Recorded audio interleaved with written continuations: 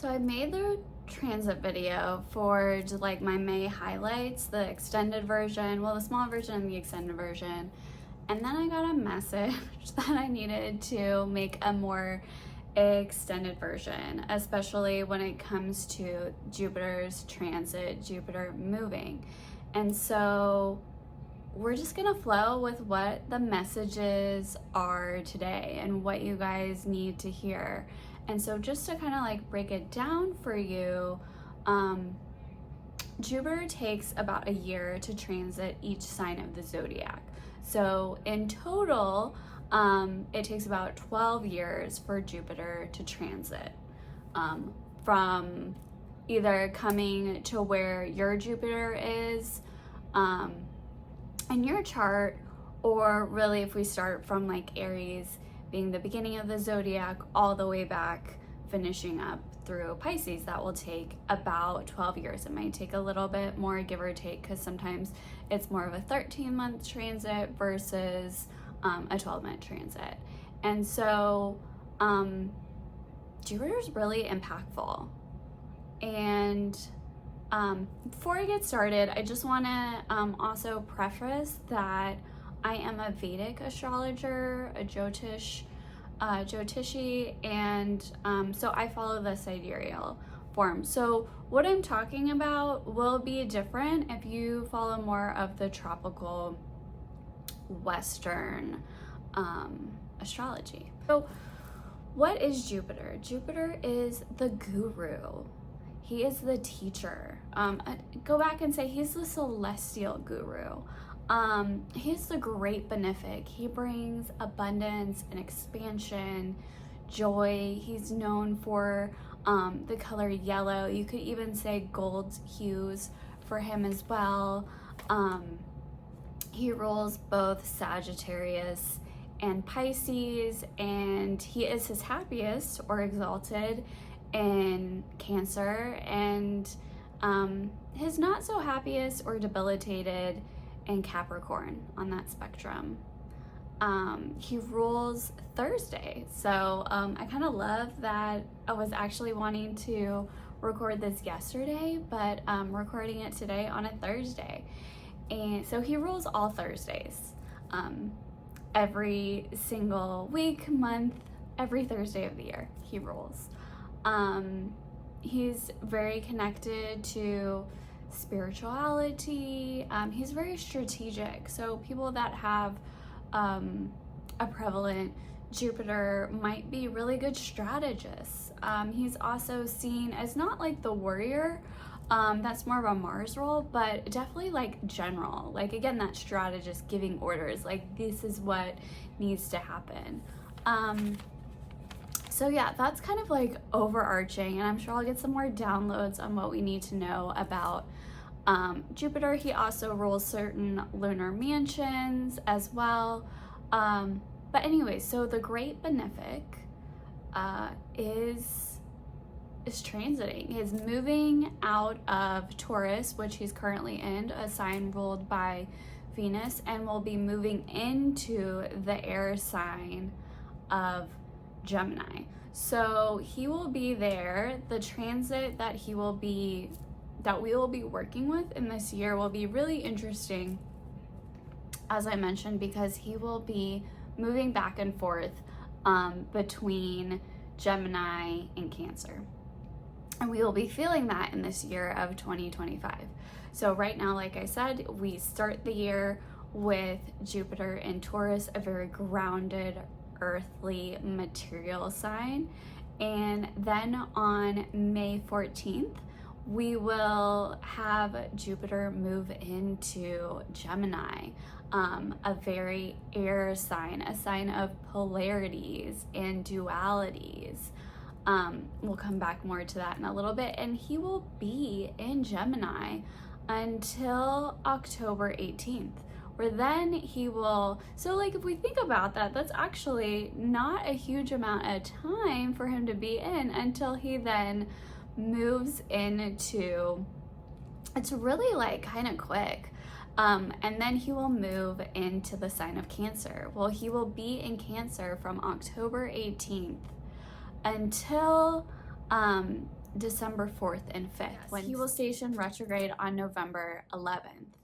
And then that will then propel him in Cancer, then propel him to move back into the sign of Gemini from being in Cancer in the sign of Gemini to finish up that that transit from December 5th. He will move back in on December 5th of 2025, and then he'll finish out in 2026 that Gemini transit, and then fully moving into Cancer. So it's a really interesting year that we have, that he will be in 3 signs in 1 year. That's I don't want to say unheard of, but it's almost unheard of in the sense that we have the great benefic going through 3 signs, and we'll be feeling that. The interesting thing to note is that he will be retrograding. So I talked a little bit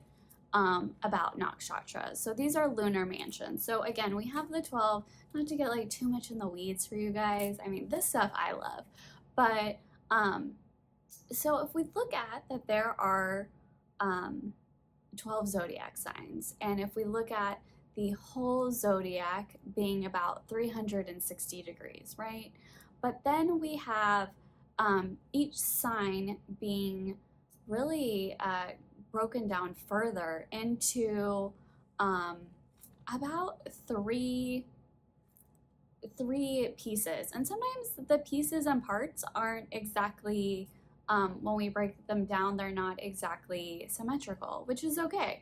Because we do have, like, for example, we do have some that overlap. Like if we look at the sign of, well, let's talk about the sign of Geminis, because that's where Jupiter is going to be transiting. But if we look at the sign of Gemini, we have these 3 lunar mansions that it takes up. And so it starts with Mrigashira and Ardra and then Purnavasu. And why I'm bringing this up is because in Vedic astrology, we not only look at the signs, the zodiac signs that a planet is transiting, we also like to look at the lunar mansions. And we call them lunar mansions or nakshatras because they not only have fixed stars in them, but they also is where the moon hangs out every single night. So every day when the moon moves, because the moon only stays in a sign for about 2.5 days, every night, every day, the moon is in a different nakshatra, and there's this beautiful mythology. But the other thing that's really nice about knowing and understanding these a little bit more is that these themes start playing out in our life. And obviously they will be different depending on if you have planets in this like neck of the woods, and which planet it is. And it will also be different and kind of different flavor depending on which house, which area of your life it's hitting. But also because we can use the houses as parts of our bodies, as like how that is also hitting our bodies. The other thing that we can look at is how this will affect our spiritual body, because Jupiter has to do with our spiritual body, right? So I talk about a lot of different bodies besides the physical body. And so depending on how this will be interacting with you and your chart, it might also be impacting, for example, your mental body, your emotional body, your energetic body, and also your generational or ancestral body as well. So that's also something to note. And this will also feel a lot different because I didn't even talk about the fact that Jupiter, like all planets have elements, and Jupiter's element is ether, or space. So Jupiter can be very formless if we think about it, can take up a lot of space. And so we'll have this combination of Gemini, which is an air sign, with Jupiter that is ether, but also brings in, because he has this energy of water as well. And then in certain realms, it is also like our body self as well. Like in naughty texts, they look at Jupiter as the self, as reorienting the whole chart from Jupiter. So really, really interesting things. Jupiter is also our nose. Jupiter is what is able to breathe life. So having this life and this essence in us is also seen as Jupiter. So again, so many different ways that we could look at this, but I just wanted to really, or the messages that were coming out to me, I was just getting such a strong message that I had to shoot this video about this transit and how he will be moving away from Taurus, this earthly bound sign, into this sign of duality and polarity. Sometimes people talk about the Gemini twins, but what we're really talking about is the duality of light and dark, one and the other, positive and negative, just this balance, like how we can hold one truth while also holding another truth. So, and this will feel very different because then he will go into Gemini and then he will go and be in Cancer for a little bit this year. And then, like I said, he'll retrograde back into Gemini. But the interesting thing is during this whole dance that he's playing, this spiritual dance that he is playing and how it will be affecting our lives, is that coming back to those Nakshatras, those lunar mansions, that mythology, these beautiful stories, is that Jupiter will only, when he transits back and forth, even though he will be going between two signs, that Gemini and Cancer, he will actually be staying in one lunar nakshatra. So he will be in Purnavasu the whole time. For me, it's very impactful because I happen to have planets there, and it's just, and for me, it's a big ethos for my life. But so again, how it will play out for you will be very different. But we'll have themes, again, because he's already in Mrigashira, because that is a nakshatra that is housed in Taurus, at the end of Taurus, and then spans into the beginning of Gemini. So we're already kind of like starting to feel those themes.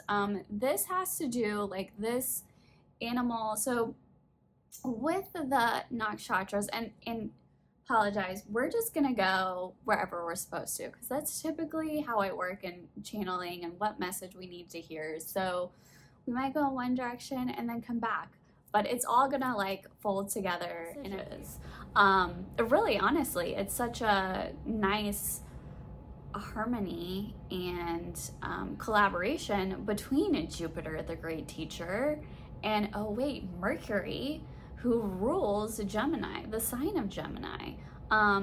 So it's teaching through communication, through social media, which is very like third housey, which is what Gemini is, the third house in the zodiac. It's not my third house. It may not be your third house, but we have those themes, right? And it may come out in different ways because honestly, we're all unique, and how things play out is going to be unique for every single one of us.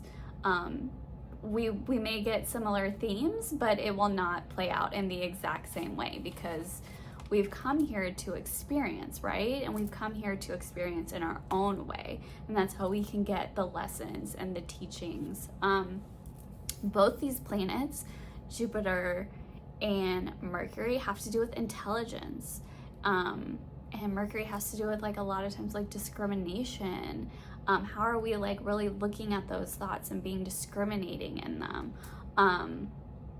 And Jupiter, again, is also intelligence, but it's a different level.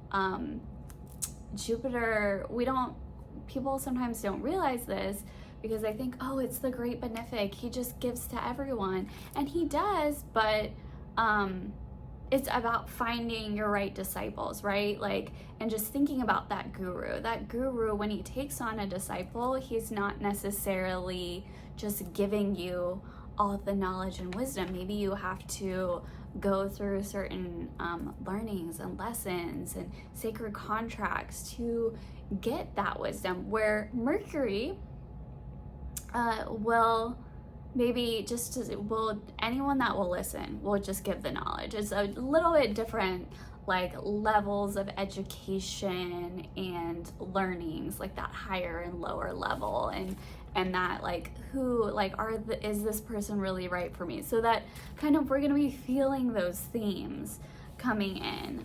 But again, so going back to those nakshatras and themes, so each nakshatra of these 27 lunar mansions has to do with a different story and mythology. But the beauty and the beautiful thing with all of them that we can come back to, like maybe you don't need to go deep like I have and understand this mythology, but there are signs and symbols that can be our North Star, right? There's little tidbits that we can, like breadcrumbs, that we can pick up along the way. And so with Mrigashira, the animal, like that symbol for this nakshatra, has to do with an antelope or a deer's head. This has to do with this mythology of searching and seeking and being on a quest. And it could also layer in,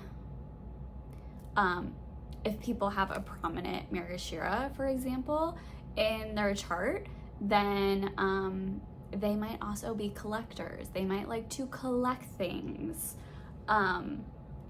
So we might be noticing that as we move away from Taurus and Jupiter moves into the Gemini side, this more about mental.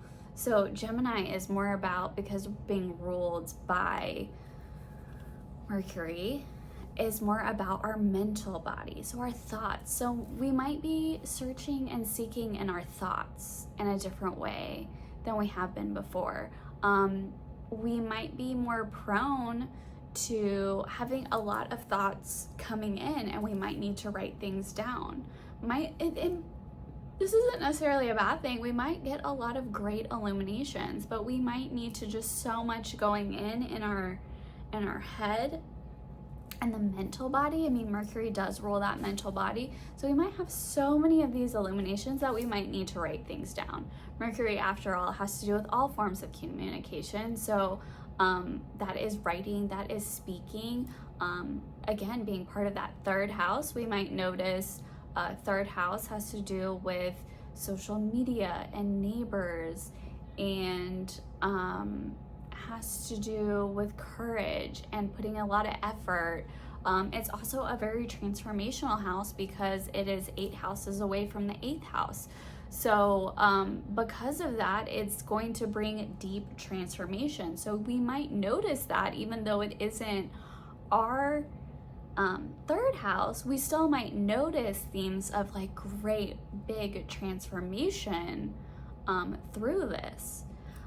It might be also because this is not only communication and ways that we communicate. Remember, thinking about social media as a form, emails, books, reading, writing, talking also with our, well, for me, I talk with my hands a lot, but it also is because Mercury rules the third house, rules the arms and the hands.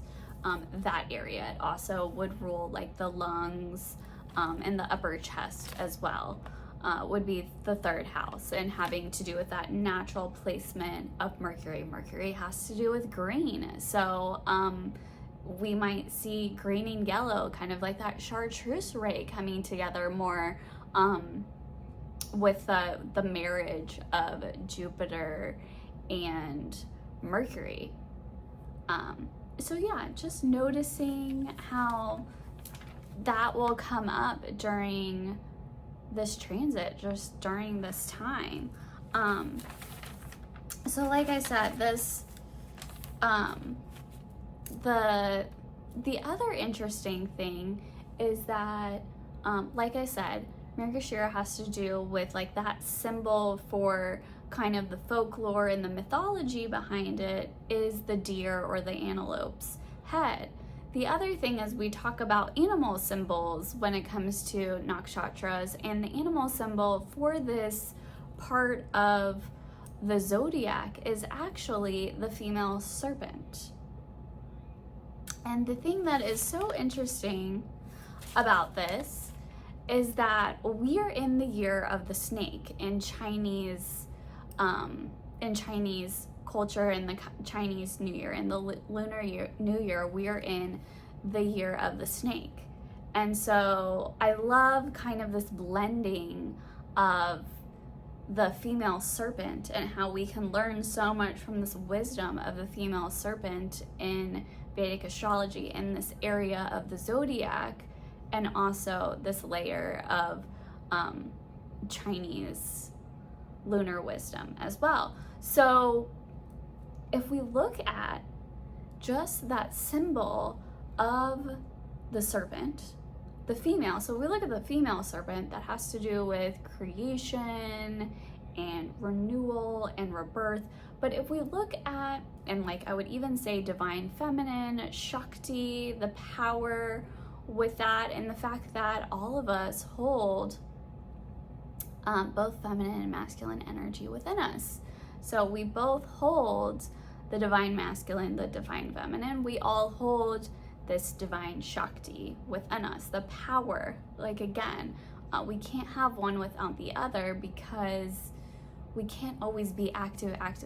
We have to sit back and listen and dive into these passive, these more feminine parts of ourselves. So we really, again, that Jupiter being in Gemini, this sign of duality, it's the fact that we need the both, that it can be true for us to have both feminine and masculine, passive and active within us.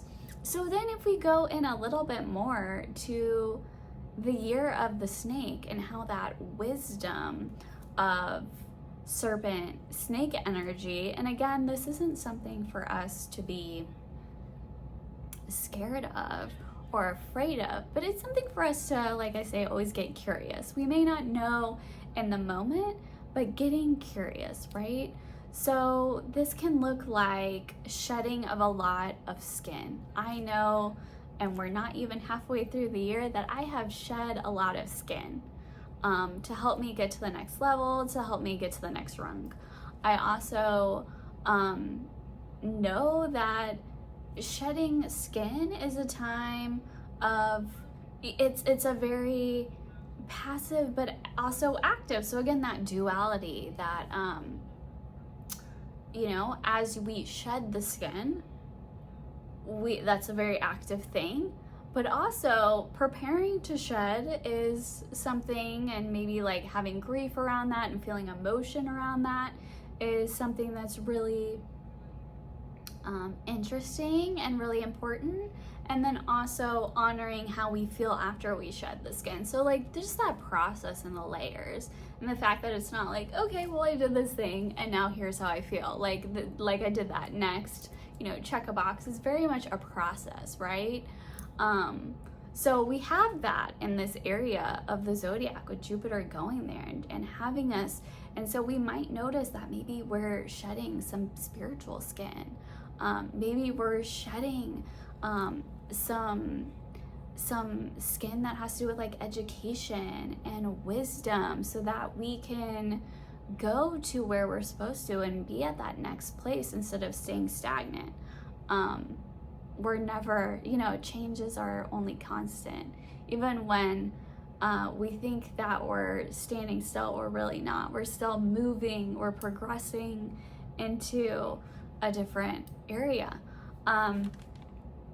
So yeah, and then also this is like rapid transformation, right? So as we're shedding skin, we're going through this transformational process.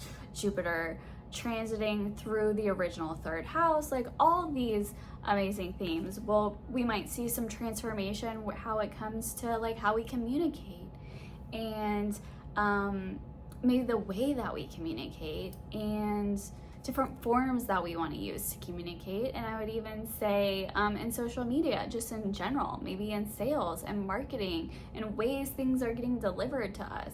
So it's going to be like a really interesting time, just really this divine time. And then from Mrigashira, then we will have Jupiter move into this area of the zodiac that is called Ardra, that is ruled by Rahu, or the north node of the moon. So we'll also get those themes. We'll kind of get like a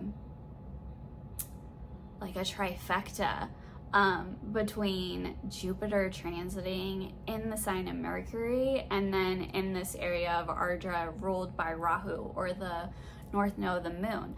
And this area of the zodiac is known very much like Shiva, divine masculine. So we go from divine feminine in Mrigashira into this time of the divine masculine and the wisdom behind that. And then also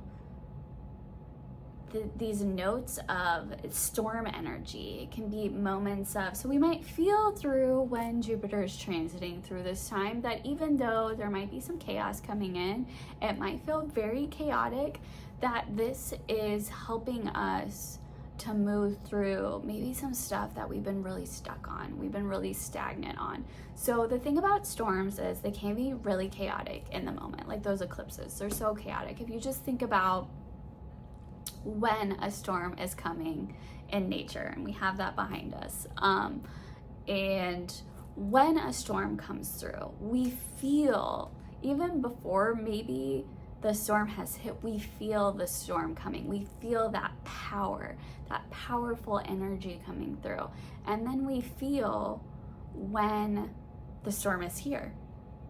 And sometimes it's not always scariest in the storm. Sometimes it's scarier before the storm. And then we have the storm. And then we move to the other side. We move through a storm. Sometimes when the storm breaks, it is the calmest point.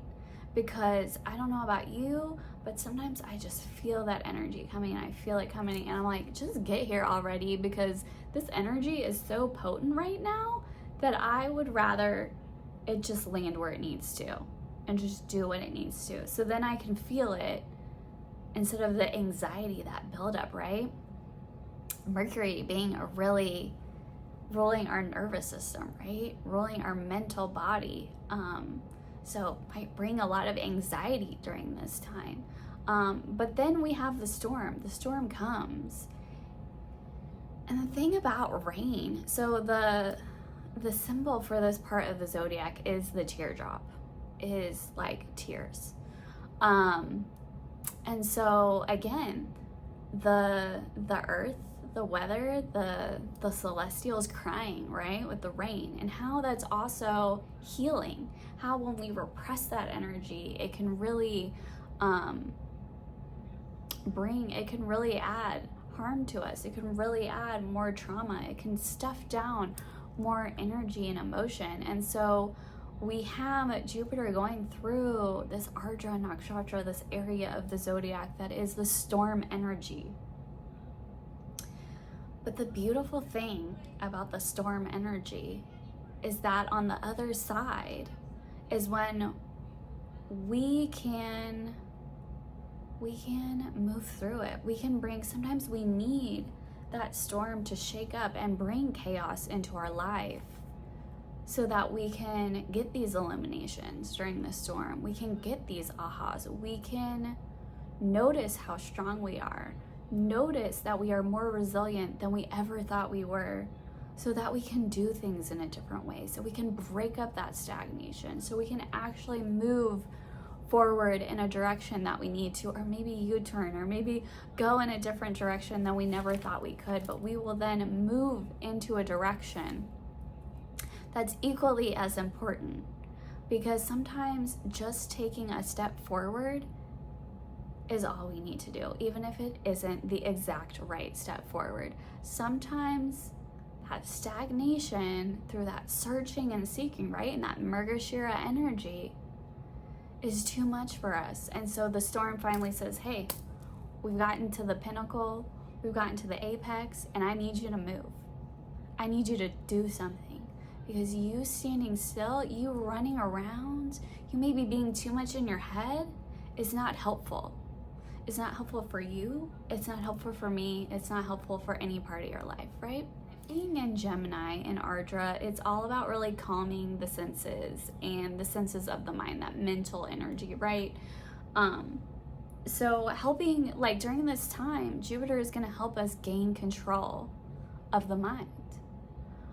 So during this time, you might notice when Jupiter is in Ardra that you are having to take a lot of showers, and you just visualize that the shower is healing you, that you are in that storm, but that rain energy is healing your body. It's like letting you release what no longer serves you. That's a lot of times we talk about that in a session, using that energy, like everything going down the drain and it not staying here. So maybe there's going to be that wisdom that you're going to get from that, and the fact that there will be healing through the fluctuations of change.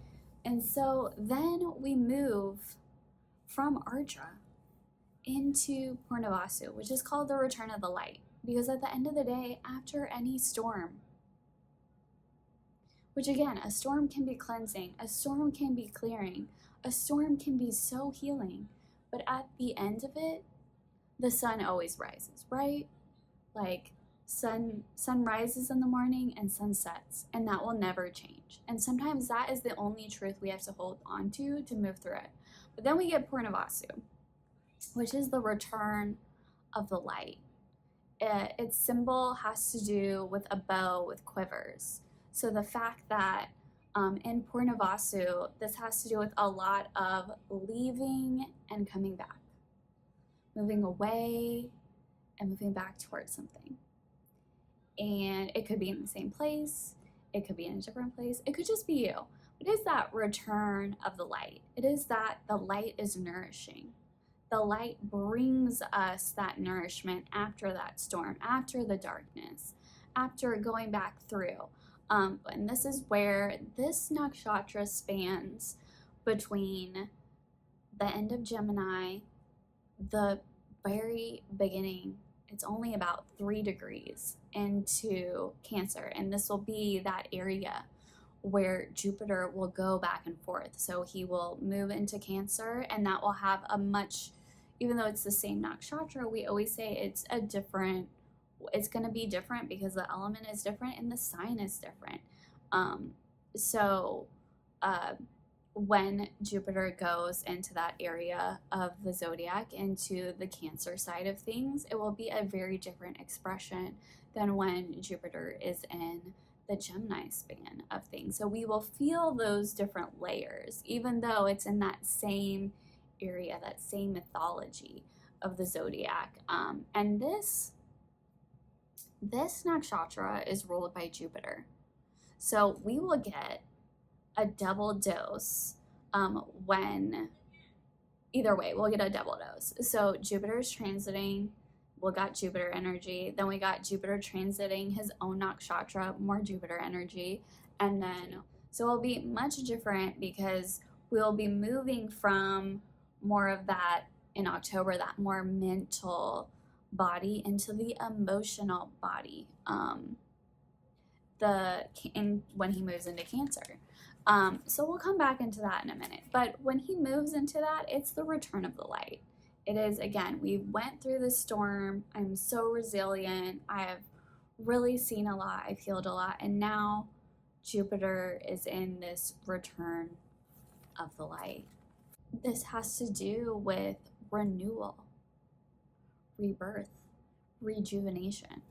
So really nice themes here. And like I said, I talked about what this whole nakshatra area, what that symbol is, what that represents. But this is represented by a female cat.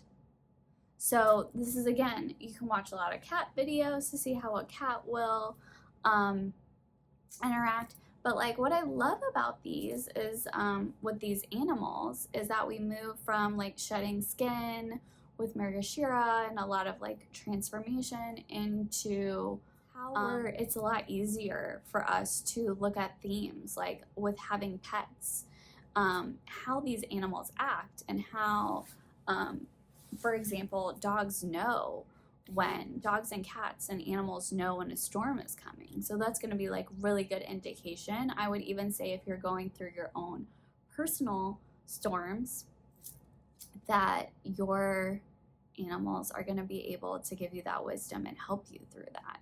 And then moving into that female cat with Purnavasu. And so, like I said, it's going to be from the wisdom of Ardra needing to understand and control our mental faculties to then, after the storm is over, to maybe like healing that anxiety, healing that overwhelm, healing the mental bodies. During this time, I would say when Jupiter is in Gemini, it's going to be really important to wear colors that are going to be really nice and healing, like the yellows and the greens, right? Green for Mercury, yellow for Jupiter. And yeah, maybe you notice, not necessarily you talk with your hands or you communicate with your hands, but maybe you notice that a certain area of your body is talking to you, as I say, talking to you more and giving you more wisdom during this time, because maybe that's where Jupiter is transiting for you. And depending on how your chart and the layout is, it's going to be different for every single one of us. And then just briefly, because it has to do with this year, I won't go into the other Nakshatras in Cancer because Jupiter won't be going into them. But so starting in October 18th, like I said, Jupiter will move into Purnavasu, move into Cancer specifically. He'll already be in Purnavasu. And so Cancer has to do with, like I said, the emotional body, our emotions. It's a water sign. So we'll be moving away from that air sign and moving towards more water.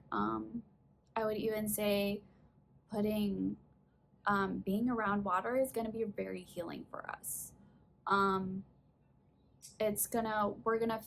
We might feel a lot of emotion coming up because depending on if you have a planet or where it is in your chart, your natal chart, it's going to express things differently for us. And you might notice, okay, I'm releasing a lot of emotion. Maybe I'm releasing a lot of grief that's been stagnant and stuck. But there's a lot of emotion coming up in that area, that theme, right? The return of the light.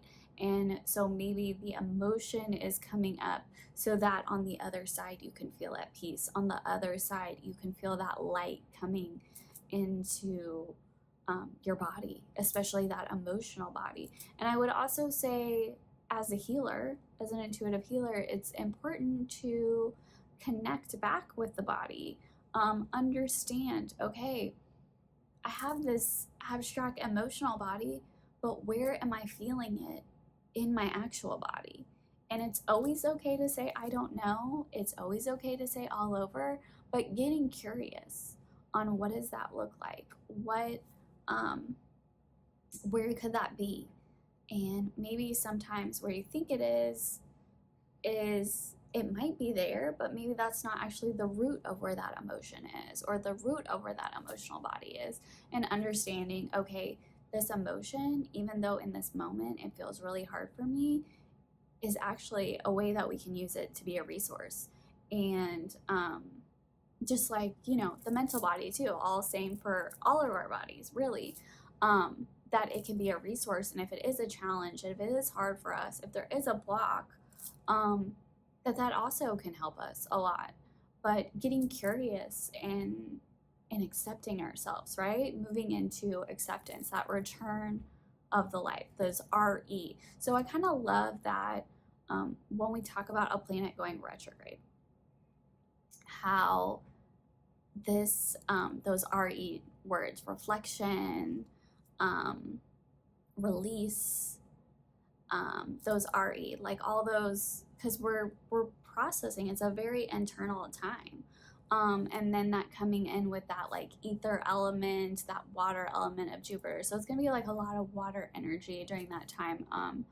October 18th through the beginning of December. It's gonna be a lot of that water energy. Yeah, and so again, just thinking about Cancer, it has to do with the mother as the natural fourth house. It has to do with our private life. It's the darkest, really, it's the darkest. The fourth house is typically the darkest house because it's our most private. The sun is not shining on that when you ascend, if it's the fourth house. It has to do with giving. It's giving. Cancer is such a giving and nourishing sign, and this Purnavasu is all about nourishment after that storm. How can we nourish ourselves? How can we nourish all of our bodies, but especially our emotional body, that being tied to the moon? Food is going to be really important. How we nourish ourselves, how we show ourselves love, how we can just be with ourselves and be okay with that.